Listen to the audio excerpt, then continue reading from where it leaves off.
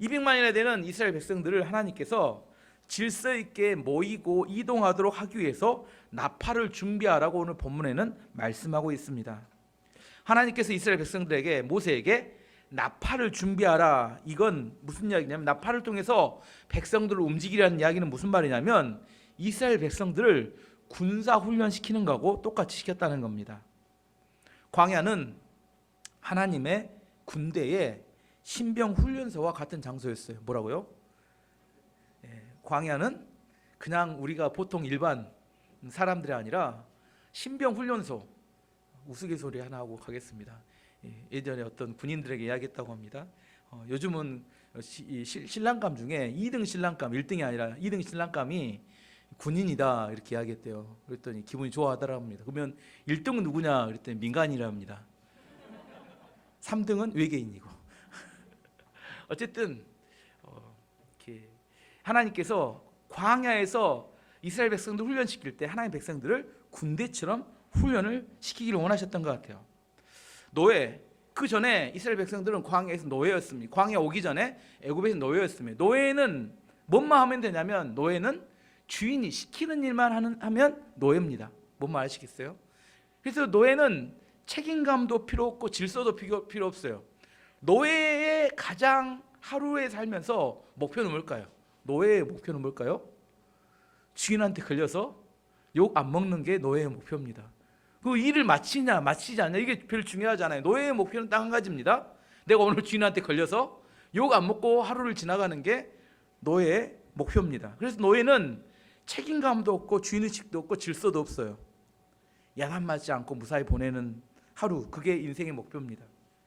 우리도 이게 목표라면, 하루 오늘도 무사히 야단 안 맞고 하루를 지나가, 이게 목표라면 그러면 그 사람은 뭐예요? 노예처럼 산다 이렇게 생각하면 됩니다.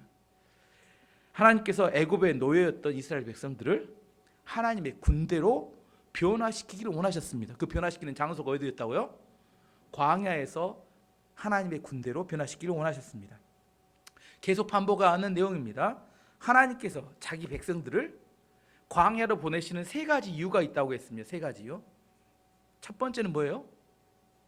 하나님을 만나도록 하기 위한 장소가 광야입니다. 분주하고 바쁜 일상에서 하나님 만나기가 어려우니까 하나님께서 아예 아무것도 하지 못하도록 만들어서 하나님만 만나게 하는 장소가 광야입니다. 두 번째, 광야는 하나님과 동행하는 법을 배우는 장소라고 했습니다. 죄인인 우리는 거룩한 하나님과 동행하는 게 불편해요. 그래서 할 수만 있으면 사람들은 뭐예요? 할 수만 있으면 하나님을 피합니다. 어떻게든 하나님을 안 만나고 싶어요. 하나님 만나고 싶어서 오셨어요? 나는 너무너무 하나님 만나고 싶어서. 그러면 새벽 기도에도 오셨겠죠. 너무너무 하나님 만나고 싶어서 하루 종일 말씀 보시겠죠. 기도하시겠죠. 하나님 너무너무 만나고 싶어서 하나님 만나고 싶습니다. 근데 자주 안 만나고 일주일에 한 번씩, 어떤 분은 자발적으로 또 몇 주에 한 번씩 만나시는 분들도 있어요. 하나님을 가끔 만나고 싶어서.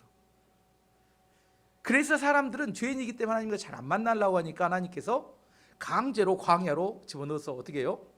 광야에서 살아남을 수 있는 유일한 방법은 하나님의 도움이 필요합니다. 그래 어떻게 돼요?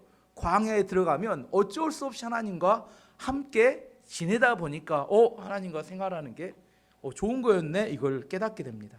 그래서 광야에서는 하나님과 동행하는 법을 배우게 됩니다. 마지막 세 번째, 광야는 우리로 하여금 능력 있는 하나님의 백성으로 준비시키는 곳입니다. 오합지졸이었던 노예들을 최강의 하나님의 군대로 변화시키는 것이 광야입니다. 하나님께 쓰임받았던 하나님의 종들 치고 광야를 지나지 않은 사람이 거의 없습니다. 요셉은 13년 동안 보디발의 노예로 삽니다. 그게 광야였습니다. 생전 안 해봤던 노예를 13년 하면서 그럼에도 불구하고 거기서 믿음의 근육이 강해졌습니다. 모세는 알다시피 40년 동안 그는 살인하고 난 다음에 광야에서 양치기로 보냅니다. 다윗은 15년 동안 사울왕의 죽임을 피하여 광야를 떠돌았습니다. 엘리야도 이세벨이라는 왕비가 죽이려고 계속 달려드니까 시내산으로 도망가서 숨어서 지냈습니다. 다니엘은 포로가 되어서 바벨론으로 잡혀가게 되었고 죽음의 위기를 여러 번 맞이하죠. 사자굴에도 들어갔다 나오고 믿음을 지키기 위해서. 바울도 예수님을 만난 이후에 10년 동안 광야에서 시간을 보내며 훈련을 받습니다. 그 광야의 시간은 다 그들의 내면을 충실하게 만들고 깊이 있게 하나님을 만나게 하는 시간이고, 하나님께 쓰임받게 합당한 모습으로 변화시키는 것입니다. 이 시대에 많은 크리스찬들이 교회에서 부흥을 외칩니다. 난리 납니다. 아멘 할렐루야. 근데 정작 불신자들이 살고 있는 현실에 들어가서는 복음 하나도 전하지 못하고 영향력을 미치지 못하는 무능한 모습으로 간신히 뭔 말이에요? 자기 신앙 하나 지키는데 간신히 살아갑니다. 꼭 까멜론처럼 교회 오면 크리스찬 같고 밖에 나가면 불신자 같고. 왜? 색깔을 드러내면, 우리나라는 모난돌이 정 맞는다고, 색깔을 드러내면 곤란하니까 자기가 가는 곳의 분위기에 맞춰서 자기 색깔을 바꿔버립니다. 왜냐하면 자기 안에 확신이 없기 때문입니다. 우리만 그랬냐? 그렇지 않습니다. 예수님의 제자들도 예수님 십자가 지실 때 다 도망가 버렸어요. 그때만 그랬느냐? 예수님이 부활하셨어요. 그리고 승천하시고 난 다음에도 두려워서 다락방을 벗어나지 못하고 마가의 다락방에서 숨어서 기도하고 있었습니다. 근데 그 제자들은 우리하고 좀 다른 사람들입니다. 뭐가 달라요? 예수님의 엄청난 기적을 몇 년 동안 계속 봤어요. 날마다 병자가 고쳐지고 귀신이 내쫓임을 받고 수많은 기적, 무리도 걷고, 아무튼 뭐 앞으로 마가복음에 펼쳐진 수많은 기적을 어떻게 했어요? 몇 년 사이에 집중적으로 봤습니다. 우리는 못 봐서 그런다고 하지만 그 사람들을 봤다니까. 그리고 예수님의 직강, 바로 가르치는 가르침을 매일처럼 들으면서 생활했습니다. 그런데도 불구하고 십자가 지시려니까 다 도망가 버렸고, 예수님이 승천하고 나니까 무서워서, 종교주의에 무서워서 다락방에 숨어 있었습니다. 근데 마가의 다락방에 성령이 놀라운 임재가 임하게 되자 그들이 문을 열고 뛰어나갑니다. 거리로 가서 외치기 시작합니다. 예수님이 부활하셨다. 그 부활하신 예수 그리스도를 믿을 때 우리에게 구원이 있다. 뭐가 그들을 바꿔놓았을까요?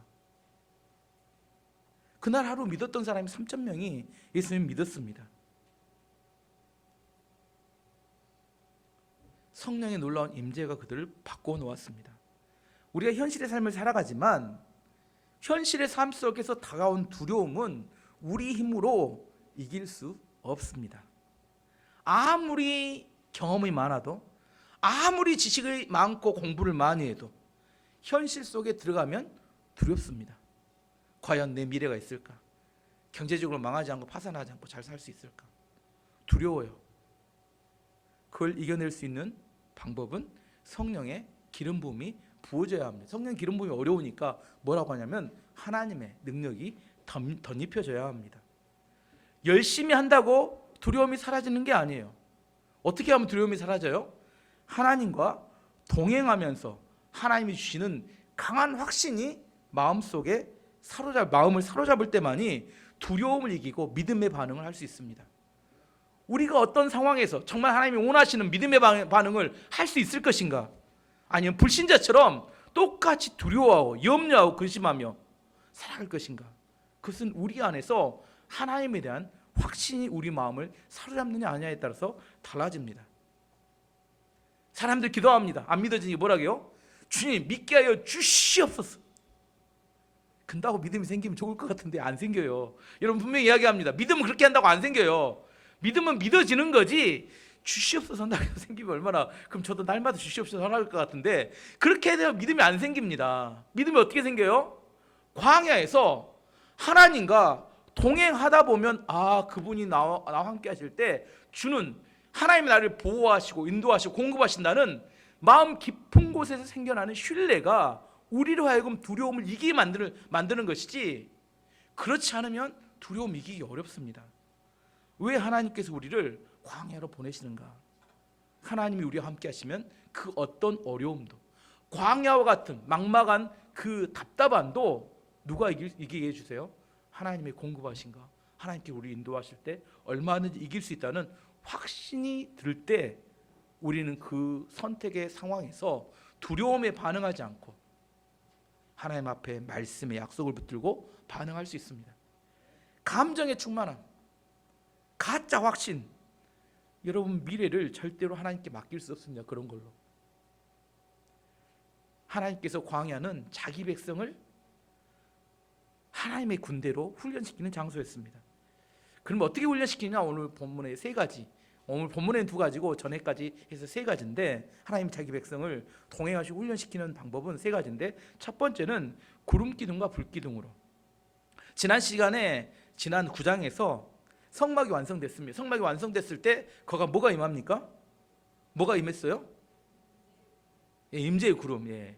오늘은 사진을 준비했습니다. 여러분이 아무리 생각해도 모를 것 같아. 자, 사진 1번. 예.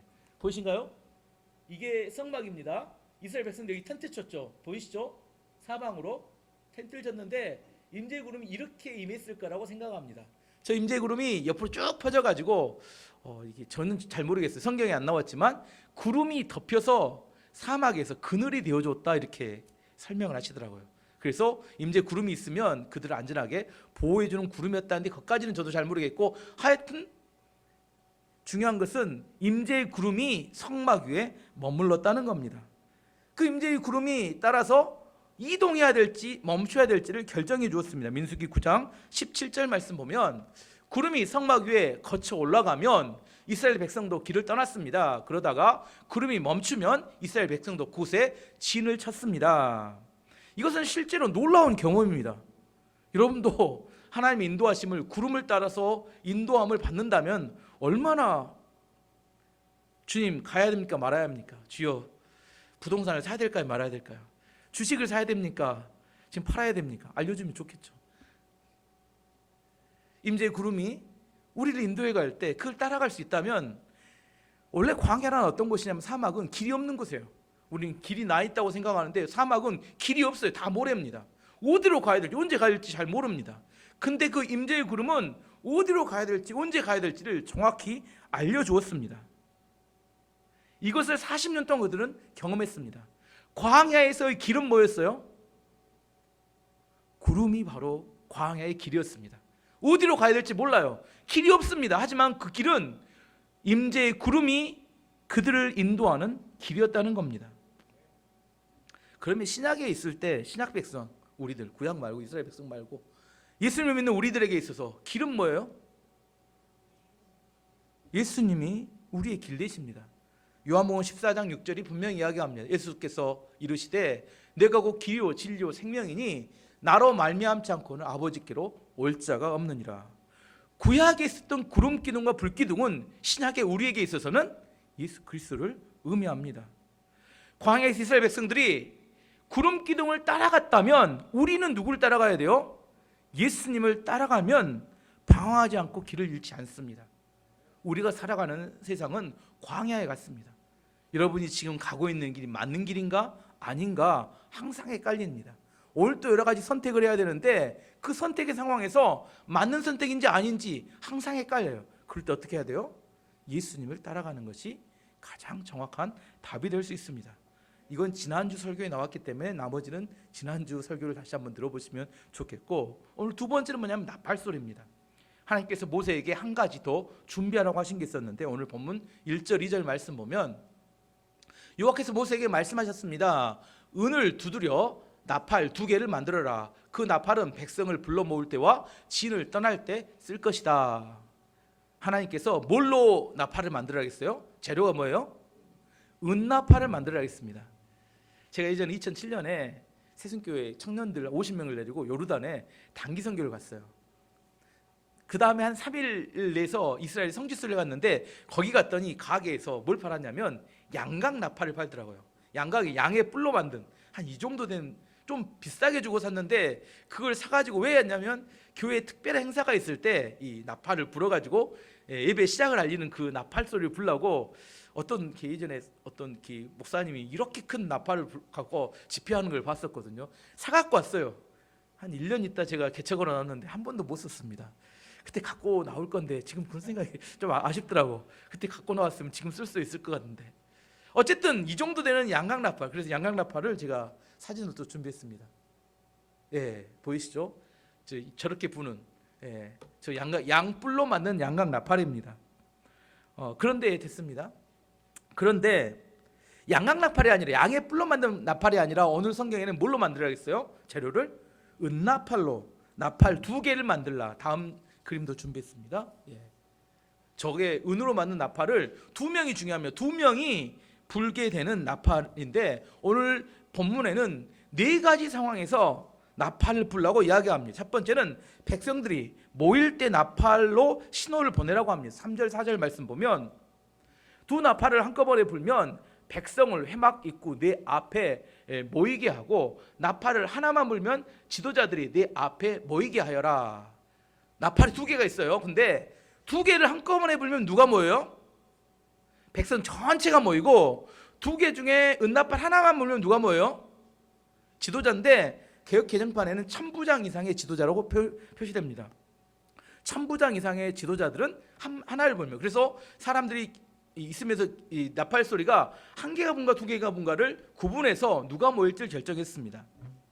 2번째는 백성들이 이동할 때 나팔로 신호를 보냈습니다. 5절 6절 말씀 보면 2 나팔을 한 번만 불면 동쪽에 진을 친 지파들이 이동하고 2번째로 나팔을 불면 남쪽에 진을 친 지파들이 이동할 것이다. 그들은 나팔 소리를 듣고 이동할 것이다. 이게 개역 개정판을 봐야 되는데 제가 표시 안 했나 보네요. 개역 개정판으로 이렇게 돼서 이게 좀 쉬운 성경이 해석이 어렵게 돼서 너희가 그것을 크게 불 때에는 동쪽 진영들이 행진할 것이며 2번째로 크게 불 때에는 남쪽 진영들이 행진할 것이라 떠나려 할 때에는 나팔 소리를 크게 불 것이며, 크게 불다 이것을 내가 원문의 그 주석을 찾았더니 뭐라고 했냐면 짧고 급히 불면 이렇게 돼 있습니다. 짧고 이렇게 소리가 나팔을 불 때 길게 붕 이렇게 길게 부는 것이 있고 짧게 푹 한데 굉장히 급하게 부는 소리. 그래서 뭐라고 이야기하냐면 나팔 2개를 가지고 길게 불 때가 있고 짧게 불 때가 있고 1개 불 때가 있고 2개 불 때가 있고 소리가 다르다는 겁니다. 짧게 급하게 부는 것을 비상나팔이라고 합니다. 비상나팔이 한 번 불면 누가 움직여요? 동쪽에 있는 세 지파. 또 잊어버려서 또 그림 하나를 더 다시 예전에 우리가 그 진영 이야기했습니다. 여기가 성막이 있고 성막 주변에가 레위 지파, 제사장 레위 지파가 있고 동쪽에는 유다, 이사갈, 스불론, 아래는 루벤, 시므온, 갓.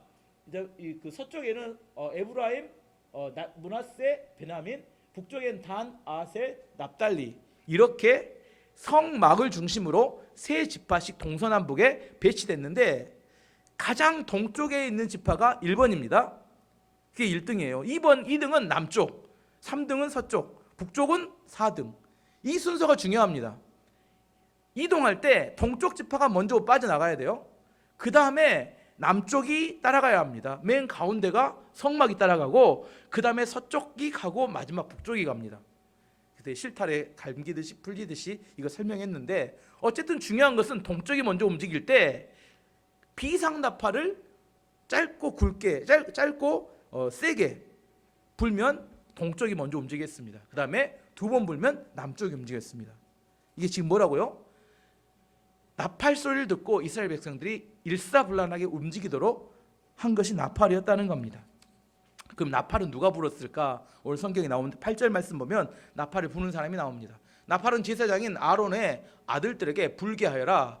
이것은 너희가 지금부터 대대로 지켜야 할 규례이다. 나팔은 누가 불어요? 제사장이 붑니다. 제사장이 아무나 불면 안 됩니다. 아무나 나팔을 불면 안 됩니다. 제사장만 나팔을 불 수 있도록 해놨습니다. 자기 편리를 따라서 사람을 모으는데 나팔을 불면 안 됩니다. 세 번째는 전쟁에 나갈 때 나팔을 불었습니다. 9절 말씀 보면 너희의 땅으로 너희를 공격해온 적과 싸울 때도 나팔을 불어라. 너희 하나님이신 여호와께서 너희를 기억해 주실 것이다. 여호와께서 너희를 원수에게서 구해 주실 것이다. 그렇게 이야기합니다. 전쟁의 때 세 번째는 나팔을 불라겠습니다. 전쟁의 때 나팔을 불면 하나님께서 원수들에게서 너희를 구원해 주시겠다 약속하셨어요. 이게 실제적으로 언제 일어나냐면 대표적인 전쟁이 여리고성 전쟁 때 나팔을 붑니다. 여호수아 6장 3절에서 5절 말씀 보면 너희 모든 군사는 그 성을 둘러 성 주위를 매일 한 번씩 돌되 엿새 동안 그리하라. 제사장 일곱은 일곱 양각 나팔을 잡고 언약궤 앞에서 나아갈 것이요 일곱째 날에는 그 성을 일곱 번 돌며 그 제사장은 나팔을 불 것이며 제사장들이 양각 나팔을 길게 불어 그 나팔 소리가 너에게 들릴 때에는 백성이 다 큰 소리로 외쳐 부를 것이라. 그리하면 그 성벽이 무너져 내리리니 백성은 각기 앞으로 올라갈지니라 하시매. 여리고성 정복 작전을 하나님이 말씀하시는데 6일 동안은 그냥 소리내지 않고 돕니다. 뺑뺑이를 계속 돌아요. 6일을 돕니다. 하루에 한 바퀴씩. 마지막 7일째 되는 날은 7바퀴를 돌고 난 다음에 그 다음에 뭘 해요? 7명의 제사장이 양각나팔을 크게 붑니다. 길게 불어요. 그러면 어떻게 해요? 그걸 들었던 이스라엘 백성들이 큰 함성을 지릅니다. 그러면 성이 와르르 무너지게 되는 그게 하나님의 전략이고 작전이었습니다. 나팔을 불 때 하나님께서 그들을 구원해 주시겠다고 약속하셨습니다. 전쟁의 때 나팔을 불면 승리합니다. 자, 여기서 중요한 게 나오는데 나팔을 불어서 승리할까요? 나팔을 불면 무조건 승리할까요? 아닙니다. 하나님의 약속을 믿고 그 약속을 따라서 나팔을 부는 게 중요합니다. 믿음으로 나팔을 부느냐, 종교적 행위로 나팔을 부느냐에 따라 결과가 달라집니다.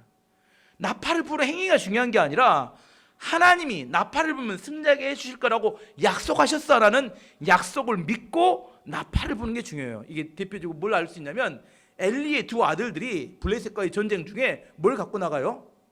언약궤를 가지고 나갑니다.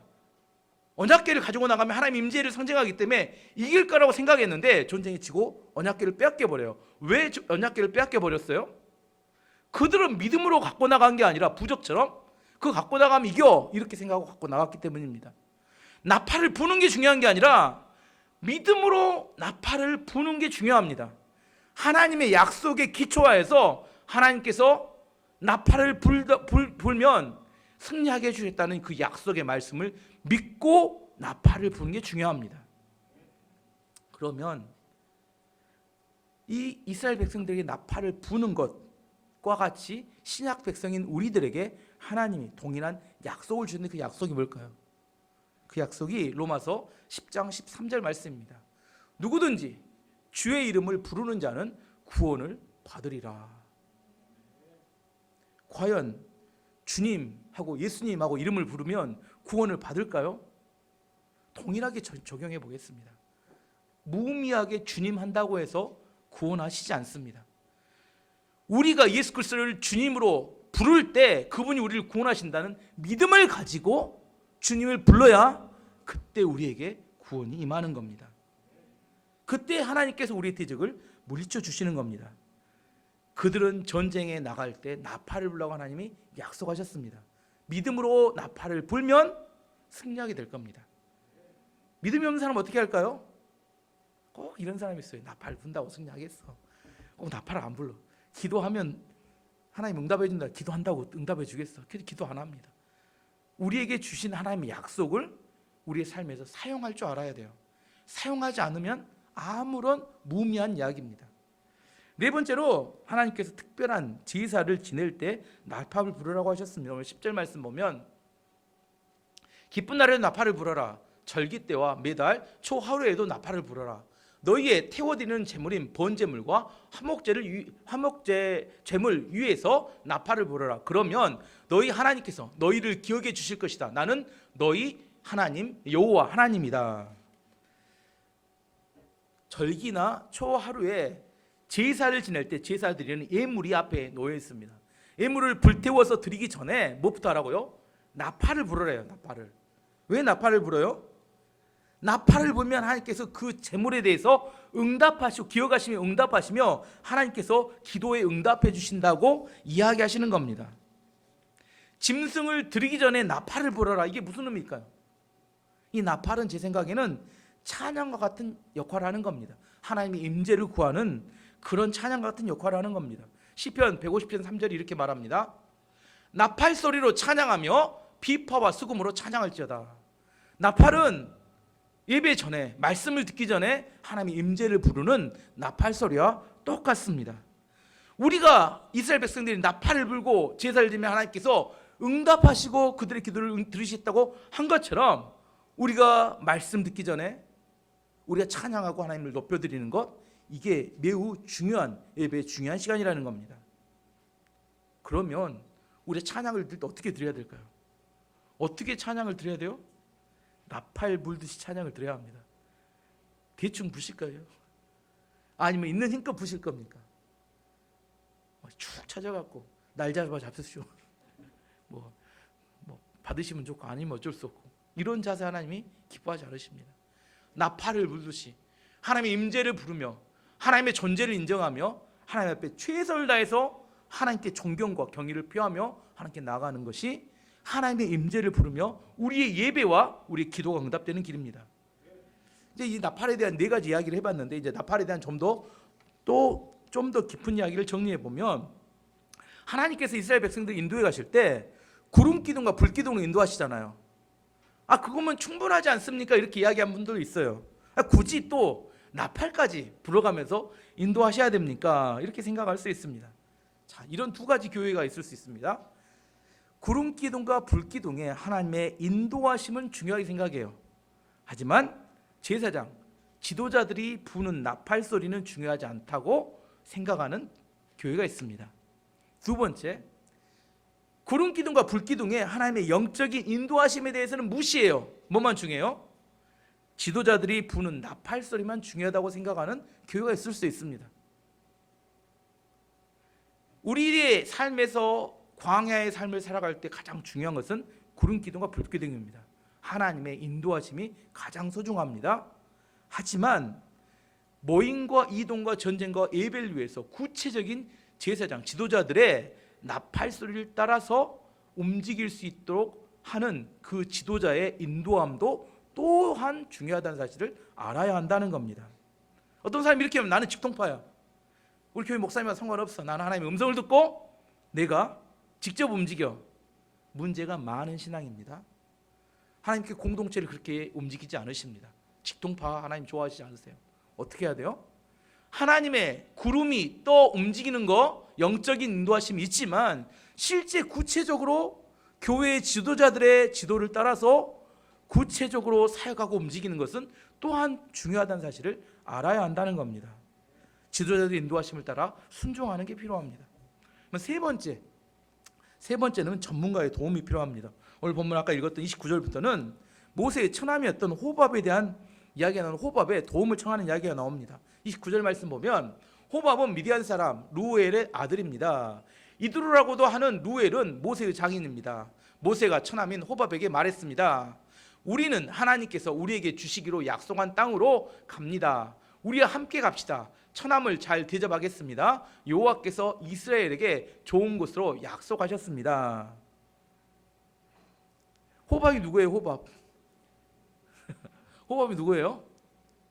호밥은 모세의 처남입니다. 관계로 따지면 모세의 장인 이름은 누구냐면 이드로라고도 하고 루엘이라고 합니다. 모세의 장인 이름은. 그래서 헷갈린, 성경에 따라 좀 헷갈렸는데 요즘 정리를 그렇게 합니다. 호밥은 모세의 이거 장인이라고 예전에 표현된 데 있는데 실제로는 모세의 처남입니다. 이 호밥이나 이드로나 민족은 미디안 민족이에요. 미디안 족속입니다. 미디안 족속은 광야에서 태어나서 광야에서 살다가 광야에 죽어가는 광야 전문가들이었어요. 모세도 40년 동안 광야에서 양치기로 지내죠. 그때 이드로 집에서 처가살이를 했습니다. 그렇기 때문에 호밥은 광야를 너무너무 잘 아는 사람이에요. 모세도 광야를 잘 알지만 호밥도 광야 전문가였습니다. 모세가 호밥에게 요청합니다. 우리와 함께 가면서 우리를 좀 도와달라. 호밥이 거절합니다. 아니, 저는 집에 가서 해야 될 일이 많아서 거절합니다. 다시 모세가 호밥을 강청합니다. 31절 32절 보면 모세가 말했습니다. 우리를 떠나지 마시오. 처남은 이 광야에서 우리가 어디에 진을 쳐야 할지 알고 있습니다. 처남은 우리의 안내자가 될 수 있습니다. 우리와 함께 갑시다. 여호와께서 우리에게 주시는 좋은 것을 다 천함에게 나누어 드리겠습니다. 모세에게는 구름기둥과 불기둥의 영적인 인도함이 있었습니다. 두 번째, 나팔이 있었습니다. 나팔로 이 지도자들이 백성을 인도했습니다. 그럼에도 불구하고 모세가 세 번째 뭘 택해요? 전문가의 도움을 청합니다. 어떤 사람 전문가의 도움 필요 없어. 나는 하나님의 직통 계시를 받아서 인도함을 받으면 다 끝나. 이렇게 말하는 사람들도 있습니다. 하지만 저는 옳다고 생각지는 않습니다. 전문가란 어떤 사람이냐면 어느 분야에서 오랫동안 일을 해가지고 그 분야에 안목이 생긴 사람을 말합니다. 100가지 선택할 수 있는 선택 중에 전문가는 그 중에 뭐가 정답인지 3개에서 5개 정도로 줄여서 압축할 수 있는 눈이 있습니다.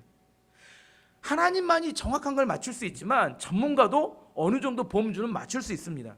그래서 전문가의 도움을 받으면 시간, 에너지, 물질을 아낄 수 있게 됩니다. 건축은 누구에게 맡겨야 돼요? 건축 전문가에게 맡겨야. 우리 교회는 건축 전문가 우리 이장로님이나 우리 용선 집사님이나. 핸드폰 꺼주세요. 누가 핸드폰? 건축. 여기서 소리가 들리는데 어디서 들리는지 모르겠네요. 건축 전문가에 맡겨야 합니다.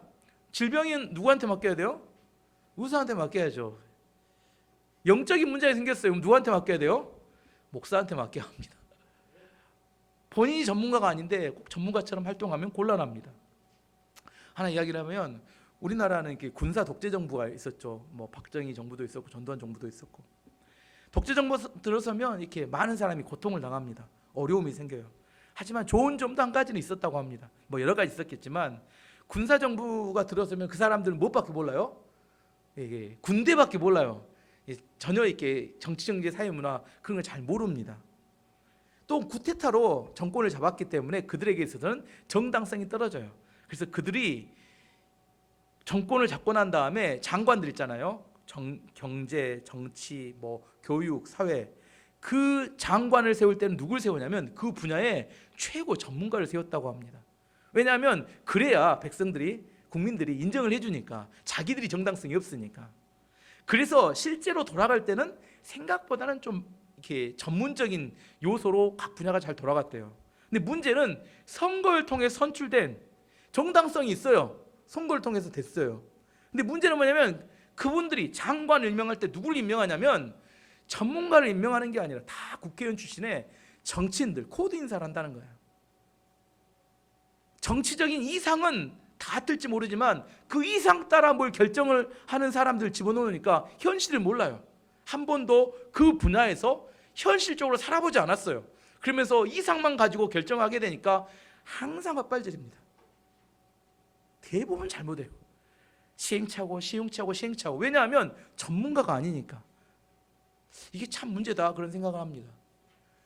전문성이 있는 사람이 전문 분야의 최고 수장이 돼서 그 나라의 전문성을 가지고 결정을 해야 좋은 결정이 나올 텐데 교만한 거죠. 자기들은 정당성이 있기 때문에 누굴 세워도 괜찮아하고 생각하지만 그게 어리석은 선택이 될 수 있다는 겁니다. 삼국지의 고사 중에 삼고초려라고 있죠. 삼고초려. 청나라 이렇게 왕이었던 유비가 제갈공명을 3번 가서 이렇게 집에 가서 자기의 이게 책사가 되달라고 청하는 겁니다. 좋은 전문가는, 좋은 지도자는 전문가를 인정할 수 있는 겸손함이 있어야 합니다. 교회 안에는 믿음이라는 이름으로 너무나 독선적이고 독단적으로 행동하는 사람들이 꽤 많습니다. 자기가 알고 있는 작은 경험과 세계에 갇혀서 그것이 마치 전부인 것처럼 또 하나님을 독점하고 있는 것처럼 생각해버리고 행동합니다. 그것 때문에 너무나 많은 에너지의 소진과 잘못된 결정에 의해서 많은 사람들이 고통받을 때도 많다는 것을 알아야 합니다. 모세는 우리와 좀 다른 사람입니다. 정말 하나님께 특별히 이스라엘 지도자 중에서 최고의 지도자로 선택받았습니다. 그는 하나님과 단독으로 항상 대화하는 하나님과 너무나 친밀한 사람이었습니다. 놀라운 기적의 사람이었어요. 그는 항상 구름기둥과 불기둥에 하나님의 인도함을 받았고 문제가 생길 때만 하나님께 엎드려 기도하면 하나님이 응답해 주시는 놀라운 하나님의 그 시대를 이끌어가는 지도자였습니다. 그럼에도 불구하고 그가 누구의 도움을 청해요? 전문가의 도움을 청할 수 있는 겸손함이 있었다는 겁니다. 그래야 많은 시간과 재정과 에너지를 절약할 수 있기 때문입니다. 오늘 말씀 결론 맺도록 하겠습니다. 광야에서, 지금 광야는 아무것도 안 보이는 곳입니다. 제가 요즘 이렇게 우크라이나를 기도하면서 우크라이나 안에 있는 이렇게 수도에 갇혀서 그럼에도 불구하고 나라를 지켜야겠다고 작은 총 하나 들고 거기 버티는 사람들의 답답한 마음, 하나님의 도움이 없이는, 은혜가 없이는 도저히 이겨낼 수 없는 그들의 마음 가운데 꼭 광야와 같은 그런 상황에서 그들이 이겨낼 수 있는 길이 뭘까? 하나님의 구름기둥과 불기둥 같은 영적인 인도함도 있어야 되고, 좋은 지도자의 나팔소리도 있어야 되고, 전문가의 도움도 필요하겠다, 그런 생각을 해봅니다. 과연 그들만 그럴까? 여러분은 그렇지 않으세요? 제가 만나는 대부분의 성도들은 우크라이나에 있는 사람만큼은 아니지만 다 절박하고 어렵습니다. 숨이 차요. 여기서 하나님 돕지 않으면 곧 넘어질 것 같고 미래가 투명하지 않고 보이지 않는 그런 삶을 살아가는데, 세 가지가 있어야 합니다. 첫 번째, 하나님의 인도하심이 있어야 합니다. 두 번째, 지도자의 인도함이 있어야 합니다. 세 번째, 전문가의 도움이 있어야 합니다. 이 세 가지를 다 구할 수 있는 사람이 정말 지혜롭게 광야의 길을 낼 수 있고 사막의 강을 만들 수 있는 사람입니다. 2022년 하나님이 우리를 광야로 인도하실 겁니다. 그 광야에서 정말로 우리 안에서 성경이 이야기하고 있는 모세를 통하여 지혜를 얻어서 광야에서 열매를 맺기를 원합니다. 어리석은 사람들은 자기가 알고 있는 것에 갇혀서 결코 열매를 맺지 못하는 어리석음에 빠질 수 있습니다. 내가 열매가 맺혀지지 않으면 왜 열매가 맺혀지지 않는지 돌아보고 조정할 줄 알아야 합니다. 말씀이 주는 지혜를 얻어서 승리하는 교회와 성도가 되기를 축원합니다.